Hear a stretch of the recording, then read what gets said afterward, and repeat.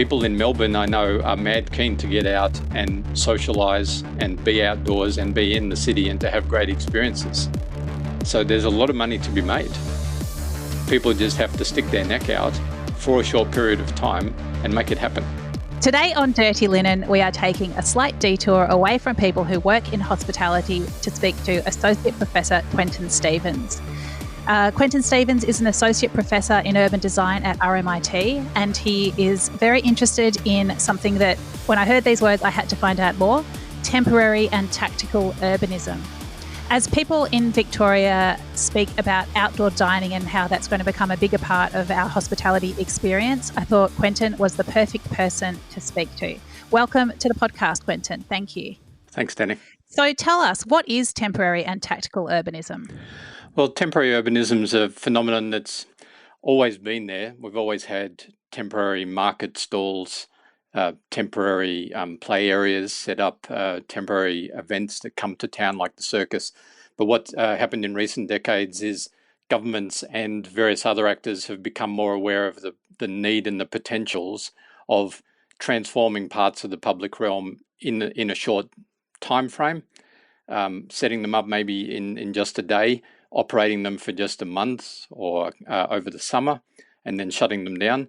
So the pandemic's given a new impetus to this, but it's been an emerging trend throughout the world, especially in cities that have seen economic downturns for one reason or another, where there's opportunities and needs to repurpose spaces and for entrepreneurs to work out new ways of activating spaces, but doing that in a relatively small, low-risk way temporarily. And some of those initiatives then do become more permanent. Okay, so what differentiates a temporary use of space from a more permanent use? Is it just the infrastructure, the fact that you can pack it up easily and move it away, or are there other elements? Yes, well, typically it is the key fact is that the use has to be removable, often in a very short time frame. I mean, you can temporarily use a floodplain area, and when there's an announcement that floodwaters are coming down, you may have less than 24 hours to pack up and go. In other cases, it may be that you're temporarily using private land because no one has got around to redeveloping it yet. But once they find a buyer or a tenant, then they say, okay, your lease is over, you have to go. So sometimes there's very limited timeframes, and sometimes those timeframes are actually unknown. And being temporary means being mobile and being adaptable to these changing situations. You may find, for example, that you can use one site and then development has to happen. A good example is the Melbourne Metro Tunnel or any big road redevelopment project where it proceeds in stages. So you may be able to use one piece of land for a certain amount of time and then have to move on to a different one that's got a different configuration and use it for a fixed or unfixed period of time as well. So people that are listening to this podcast are particularly interested in hospitality, but what are some of the other temporary uses of space that you've seen in your research? Well, one thing that's been in the news a lot recently, of course, is putting in temporary cycle lanes or extra pedestrian space on streets. So that's happened in Melbourne, but it's happened all over the world where car volumes have dropped and other uses of the street have already taken over. We find temporarily streets are closed for children to play in, either at fixed periods of time or for a limited period of time. Again, once could be just for a summer. And yesterday was actually International Car-Free Day, so it was very widespread that cities, Berlin shut down 24 sections of streets just so that children could play on them. Wow. It is happening a lot, but of course these things are only temporarily there. It's quite hard to research because they're usually gone before we can turn up and have a look and talk to the people involved. And we can only talk about what happened in the past and what might happen in the future. I've also been doing a lot of research about a phenomenon called city beaches. Now, Australia, of course, has many beautiful natural beaches, but in Europe where there's not quite so many and a lot of people can't easily get to the beach, entrepreneurs and hospitality industry have been reconfiguring disused spaces by spreading out sand, putting palm trees in pots, putting up deck chairs and umbrellas, in many cases so they can sell drinks and food. But in some cases, the same kind of environment has been created just by local communities so that families have somewhere to gather, so that the youth of the town have somewhere to hang out together in the summer, those who can't afford to go on a holiday to the real beach. It's so interesting. It's like, I guess sand is something that's not too hard to just spread out. It doesn't, you don't need to, well, I don't know what you would need to do. You wouldn't need to put down, you don't need to build anything. You just need to spread out a whole bunch of sand, and eventually it's going to be, it's going to be thick enough for people to walk around in and sit in and play in.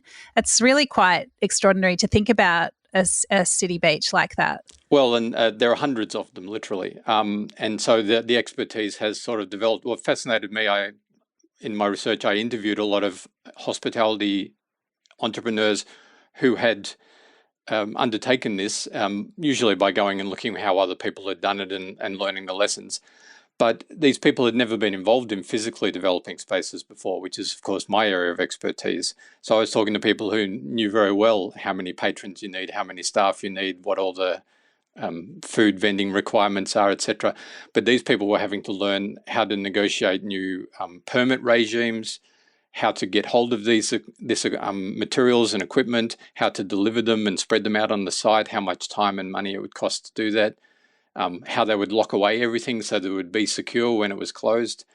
And they were really partly very, part of the reason they were so creative in doing these things was they didn't have the same expectations and conventional approach to doing it. They were winging it. And they were thinking, okay, I want to run a hospitality business outdoors. How am I going to get these 100 tons of sand that just arrived on the back of a truck spread out so that people can come and buy drinks here tomorrow? And are the ones in your experience, are they public spaces that people are able to commercialise, or are they private spaces where someone's just got a particular site and then they've commercialised it as part of their own outdoor space? Both end. In some cases, there are vacant pieces of land that are in private ownership, but as I mentioned before, the owner of that site might not have a long-term tenant or a long-term use. It might be completely abandoned.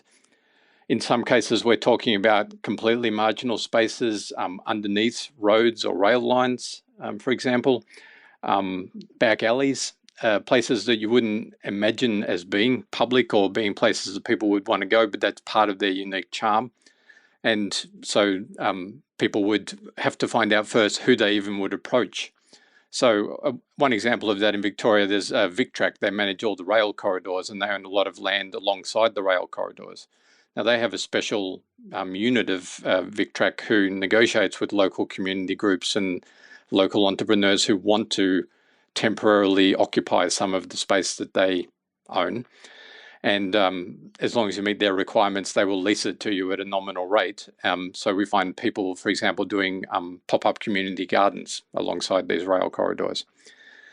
In other cases, there are fully public examples where local governments want to have spaces activated, either because the spaces are new or unloved, or they can't make a long-term investment right now. And so they put out tenders for people to come and activate the space. And vending drinks and food may be part of that, but it's more generally about creating a safe and welcoming atmosphere in part of a park, for example. Mm-hmm.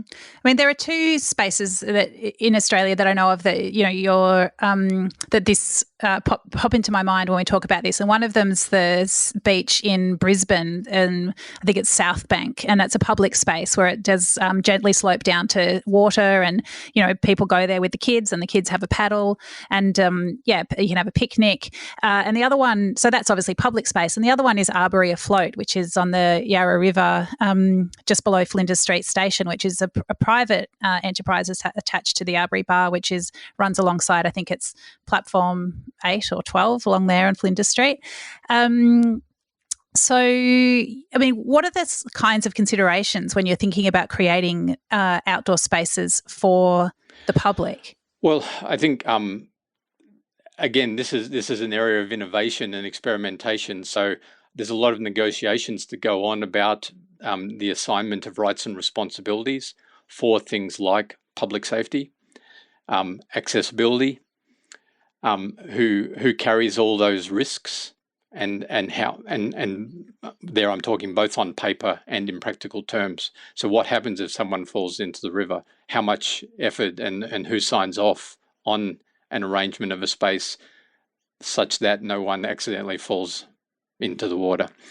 And who does in the end take the blame when such an event, as unlikely as it might be, does happen. So in some of the cases where people had been successful in Germany with these beaches, one operator I spoke to, they employed someone full-time just to negotiate all the permits. They would have to start months in advance each year in the winter, knowing what they wanted to do in the summer, and they may have had to move their site, or they may have a different budget to what they had last year, and they would have to go through the permitting process, go speak to the fire department, speak to the water authority, speak to the public safety office, maybe speak to the economic development team at the local council and say, we're offering something, what can you do, give us in return? And the governments themselves were learning new skills, as I think the Victorian and local governments in Victoria will have to do in the coming weeks. We'll learn new ways of working with each other internally, because many of these actors haven't had to necessarily speak to each other in the same way about the same kinds of issues. And they're just finding out what kind of working processes will make it all actually happen to everyone's satisfaction. Well, it's interesting because there's this sort of society-wide impetus and motivation to get businesses happening and to get public space activated again when it's safe to do so. And along with that comes this general view that, we've just got to cut the red tape.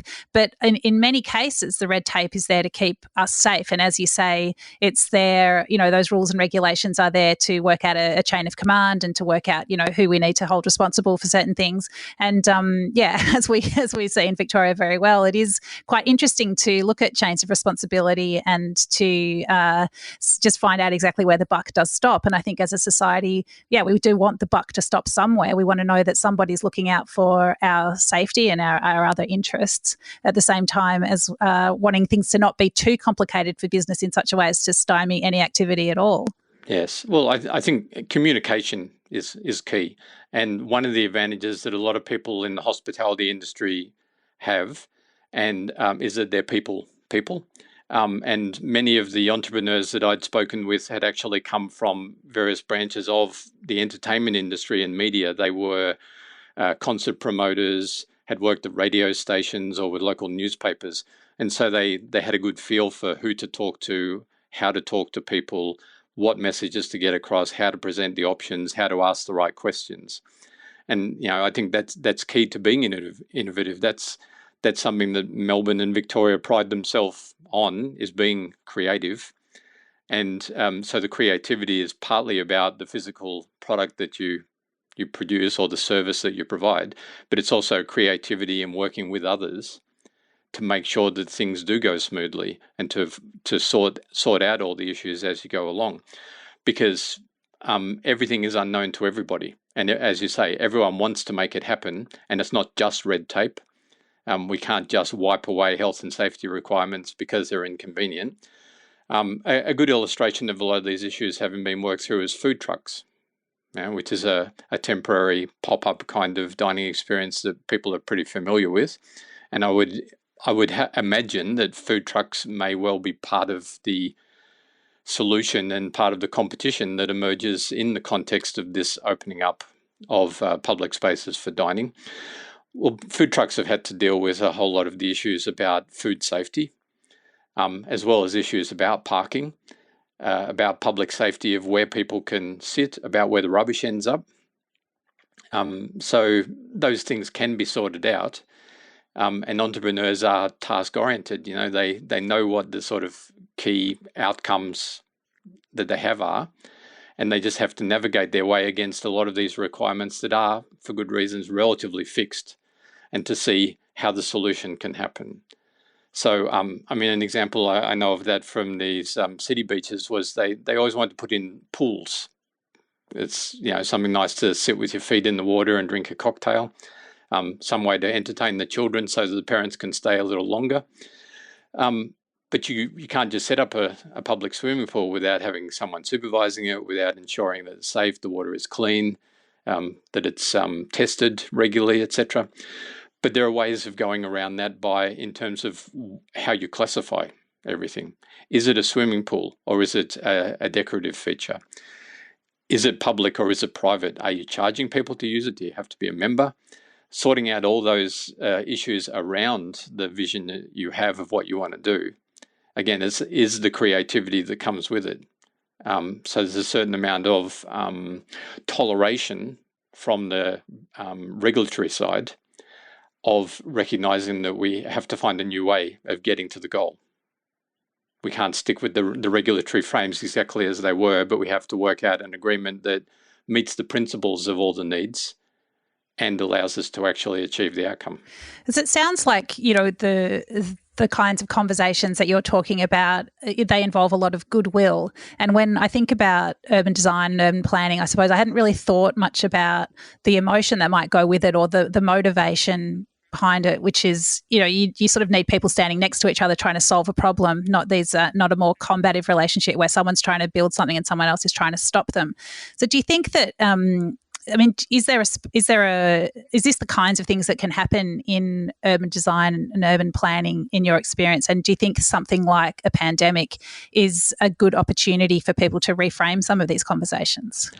Well, you asked me to define temporary and tactical urbanism, and I guess a distinction I'd make is that tactical urbanism, as a term, is trying to focus in particular on actors who haven't traditionally been involved in these processes and therefore don't fit into the existing frames and relationships, and that are reliant on asking people and goodwill, as you say. So we're talking about community groups, non-profit organizations, as I mentioned before, entrepreneurs who aren't familiar with working through urban design as a set of processes. And the tactics are finding a way, navigating a way to a solution where one is not already laid out. And that's why I was emphasizing you sometimes need to hire someone full-time to navigate it for you.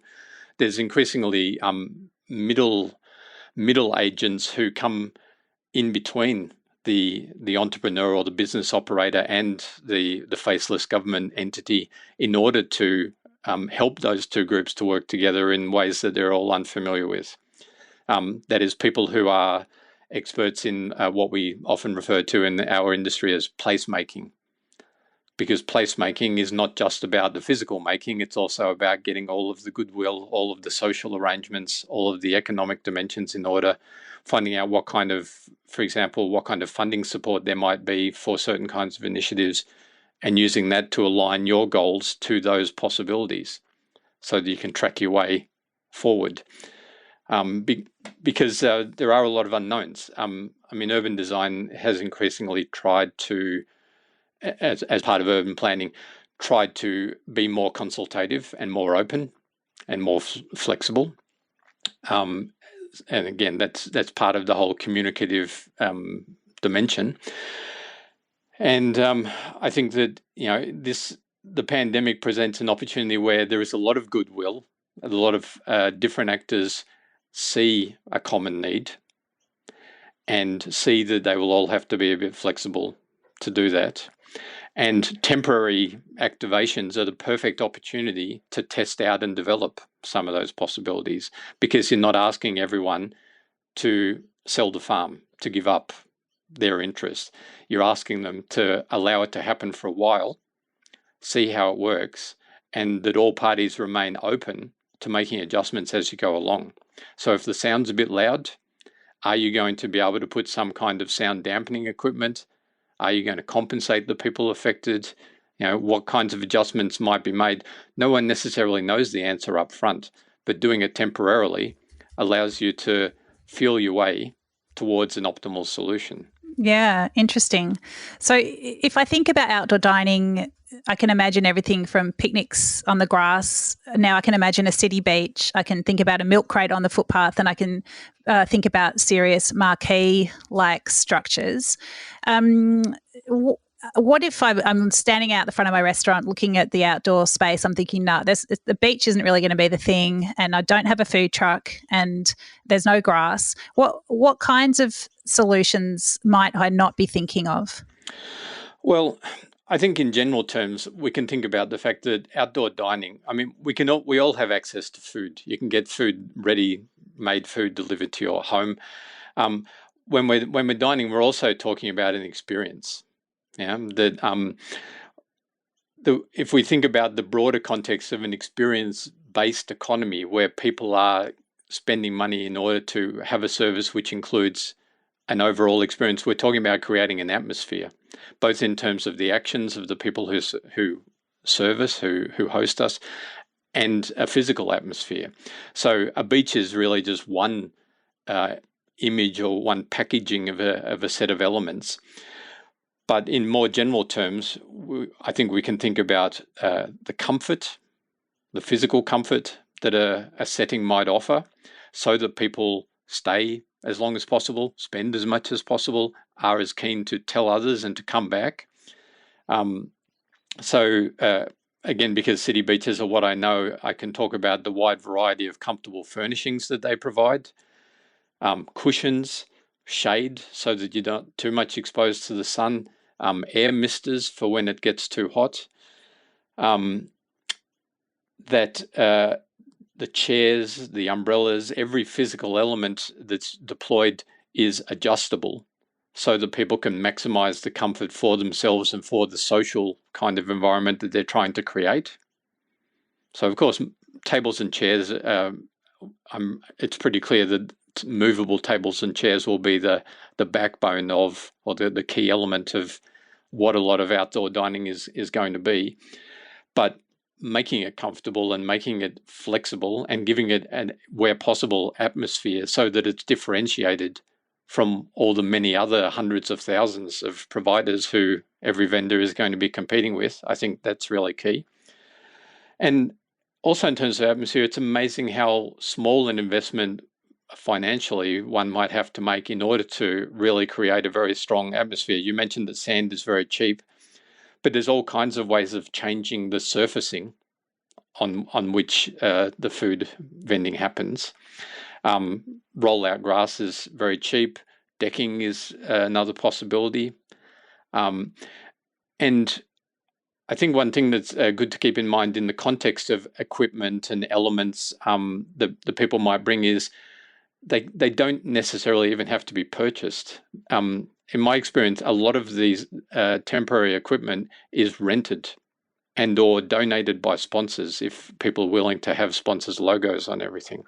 So there's a huge industry in Germany just creating branded deck chairs to put on these city beaches. There are even musicians who go around and make tours from one site to another all over the country, one city beach to another, because there's enough of them that they have a sort of critical mass to work together. I think that along with comfort in atmosphere, we can also think about the various props that might be brought in order to give a particular kind of atmosphere to a site, whether it's plants.